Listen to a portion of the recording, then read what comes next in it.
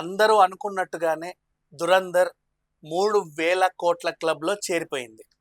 3,000 కోట్ల క్లబ్లో దురంధర్, మళ్ళీ మళ్ళీ గుర్తుపెట్టుకోండి, దురంధర్ వసూళ్లు 3,000 కోట్లు. అండ్ అది కూడా మీరు టికెట్ రేటు పెంచకుండా వచ్చిన record, additional shows benefit shows వేసుకోకుండా వచ్చిన రికార్డు, అన్నీ ఏ యాంగిల్లో చూసుకున్నా సరే ఒక సాధారణ సినిమా సాధారణంగా రిలీజ్ అయ్యి సాధారణ రేట్లతో అందుబాటులో ఉండి అసాధారణంగా అందుకున్న రికార్డ్ అనమాట దురంధర్ మనకి టాలీవుడ్కి చాలా చాలా పాఠాలు నేర్పింది.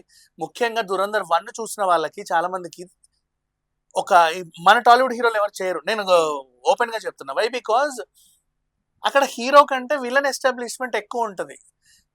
అసలు ఫస్ట్ హాఫ్ లో మన హీరోకి అంటే ఎక్కువ ఎలివేషనే ఉండదు. ఇంకా సింపుల్ చెప్పాలంటే అదే క్యారెక్టర్ మన వాళ్ళు ఎవరైనా చేస్తే ఇటు తిప్పి అడు తిప్పి మొత్తం పిండి పిప్పి చేసి చూపించేస్తారు. అండ్ హీరో కంటే విలన్కి ఎక్కువ ఎలివేషన్ ఉండకూడదు. వాడు ఎంత గొప్పోడైనా సరే వీడు వచ్చి ఇట్లా అంటే వాడు చచ్చిపోవాలి అంతే. ఆ టైప్ ఆఫ్ సినిమాలను మనం చూసాం. హీరోయిక్ సెంట్రిక్ సినిమాలని మనం చూసి అలవర్చుకొని చెప్పాలంటే ఇంచుమించు పుష్కర కాలం బ్రతికేసాం. అలా ఎలా బ్రతికామో తెలియదు కానీ కరోనా పుణ్యమాని, నిజంగా కరోనా పుణ్యమాని, పాండమిక్ సిచ్యువేషన్లో అందరూ ఇంట్లో ఉన్నప్పుడు కొరియన్ డ్రామాలు, ఆ డ్రామాలు, ఈ వెబ్ సిరీస్లు, ఆ వెబ్ సిరీస్లు చూసి ఓహో సినిమాలంటే ఇలా ఉంటాయా, మరి ఇన్నాళ్ళు మేము ఎందుకు వాడికి వీడికి భజన చేసాము అని చెప్పి రియలైజ్ అయ్యి ఆ తర్వాత ఎప్పుడైతే మనకు సీతారామం, కార్తికేయ లాంటి సినిమాలు వస్తూ, అంటే అప్పుడే కదా పాండమిక్ సిచ్యువేషన్ అయిన తర్వాత థియేటర్లకు ఎక్కువ ఎగబడింది అప్పుడే జనాలు. అప్పటి నుంచి మొదలైన ఈ కంప్లీట్ ఇప్పటి వరకు ఆగల అన్ని గుడ్డులు నిజంగా చెప్పాలంటే గుడ్డుగా ఉన్నాయి, చాలా హాయిగా ఉన్నాయి చెప్పాలంటే. కొంచెం బాలీవుడ్ పరిస్థితి బాగాలేకపోయినా ఇప్పుడు దురంధర్ వల్ల గతంలో 2-3 సినిమాల వల్ల మెరుగుపడిందనే చెప్పుకోవచ్చు. సరే వాట్ ఎవర్, మనం ఇంతకాలం ఎందులో ఉన్నాము అంటే మనకు దురంధర్ ఏం నేర్పిందంటే మనం ఏం చేస్తామంటే దేశం పరువు తీసే ఒక సమస్యని సృష్టించుకుంటాం. అంటే మన దేశంలో ఎవడూ సాల్వ్ చేయలేడు అనమాట ఆ దరిద్రాన్ని. ఇది సాల్వ్ చేయాలంటే ఆ వాడే రావాలి. ఒరే వాడు ఎక్కడున్నావురా నువ్వు అంటే ఆడెక్కడో ఉంటాడు మారుమూల గ్రామంలో మూలకి సాధారణ జీవితం గడుపుతూ ఇలా. ఒరే నువ్వు సాధారణం కాదురా, నువ్వు అసాధారణానివి, అసలు నువ్వే రావాలి, నువ్వే అక్కడ అదేదో చెయ్యాలి అంటే వీడు అప్పుడు పూనకం తెచ్చుకొని వచ్చేస్తాడు. అక్కడికి వచ్చి మొత్తం అదంతా ఏదో సెట్ చేసేసి నేను సెట్ చేసాను చూడండి అంటాడు. ఎండ్ అయిపోతుంది సినిమా. అమ్మ మా హీరో సెట్ చేసేసాడు. ఇది ఏంటంటే నువ్వు ఆ హీరోని ఎత్తట్లా, దేశం పరువు తీస్తున్నారు చాలా చెప్పాలి అంటే దేశంలో ఎవడూ సాల్వ్ చేయలేని విచిత్రమైన పాయింట్స్ని ఎంచుకొని వాటిని అసలు నిజంగా బలవంతులు ఉంటారు అక్కడ సాల్వ్ చేయగలంటే. పోలీస్ యంత్రాంగాలు ఉంటాయి, రాజకీయ పర్సన్స్ ఉంటారు, అందరూ ఉంటారు. కానీ వాళ్ళు అవ్వదు, అందరూ ఇట్లా ఉంటారు. అండ్ వీడెవడో వచ్చి దాన్ని సాల్వ్ చేస్తాడు.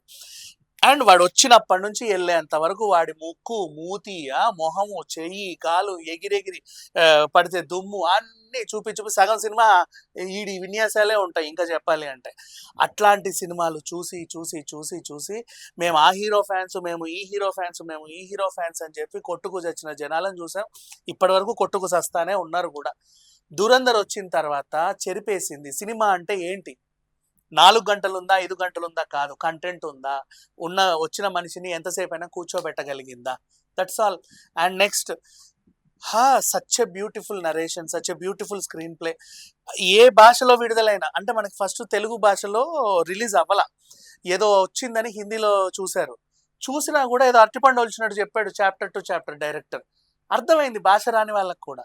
అండ్ నెక్స్ట్ పార్ట్ 2 తెలుగులో రిలీజ్ అవ్వాల, 4 రోజులు 5 రోజులు ఇబ్బంది పెట్టింది. అయినా సరే దాని మీద ఉన్న ఆ మమకారంతో చాలా మంది థియేటర్లకు ఎగబడి ఎలా ఉంటుందో అని ఇలా చూశారు. అర్థమైంది అయినా అందరికీ కూడా. Such a beautiful film. అంటే ఒక సినిమా తీయాలి అంటే హీరో గాడి డేట్లు కొనొద్దు. ఎందుకు మీకు హీరో గాడి డేట్లు, వాడు ఎవడసలు చెప్పండి. కథ కొనాలి. కథ కొన్న తర్వాత ఈ కథలో ఎవరుంటే బాగుంటుంది, ఎవరు నటిస్తే బాగుంటుంది, ఈ పాత్ర ఎవరెవరు చేస్తే బాగుంటుంది అని నరేట్. ఒకప్పుడు అన్ని సినిమాలు అలాగే ఆడాయి కూడా, అట్లాంటి సినిమాలు ఇప్పుడు ఆడుతున్నాయి. ఇంకా చెప్పాలి అంటే కథ కొంటున్నారు నిర్మాతలు. కథ కొని తర్వాత ఆ కథని నడిపించే కథానాయకుల కోసం చూసి వాళ్ళని పెట్టుకుంటున్నారు. అలాంటి సినిమాలు ఎప్పటికీ గుర్తుండిపోతున్నాయి. ఎవడో అడ్రస్ లేని హీరో గాడి డేట్లు కొంటాం.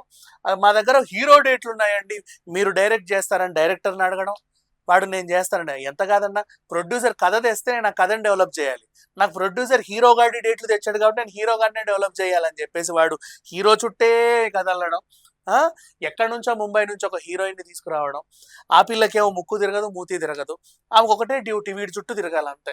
అండ్ నెక్స్ట్ వీడి వెనకాల ఎంతమంది అందగాలు ఆజాన బాహులు ఉన్నా సరే వాళ్ళందరిని వదిలేసి వీడి మొహంలోనే ప్రేమను వెతికి వెతికి మరీ ప్రేమించడం, అయినా వీడు కసురు కూడా చిపో నేను అలాంటి వాడిని కాదు, లేదు లేదు నన్ను నువ్వే ప్రేమించాలని చెప్పి వీడి చుట్టూ తిరగడం.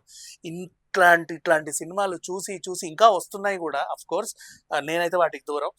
సో ఇలాంటి వాళ్ళందరికీ కూడా ఇది ఒక మంచి గుణపాఠం నేర్పింది. ఈవెన్ నిన్న బైకర్ కూడా మంచి గుణపాఠం నేర్పింది. స్పోర్ట్స్ సెంట్రిక్ డ్రామాలు అంటే చాలా మంది ఏం చేస్తున్నారంటే, ఆ స్పోర్ట్ మా హీరోనే గెలవాలి, నువ్వు ఏ గేమ్ అన్నాడు ఫైనల్లో హీరో గెలవాలి అంతే. మధ్యలో హీరో అంటే స్పోర్ట్స్ డ్రామాలు ఎలా ఉంటాయంటే, హీరో ఓడిపోతే మనం ఓడిపోయినట్టు ఫీల్ అవ్వాలి, హీరో గెలిస్తే మనకేదో తెలియని గెలుపు రావాలి.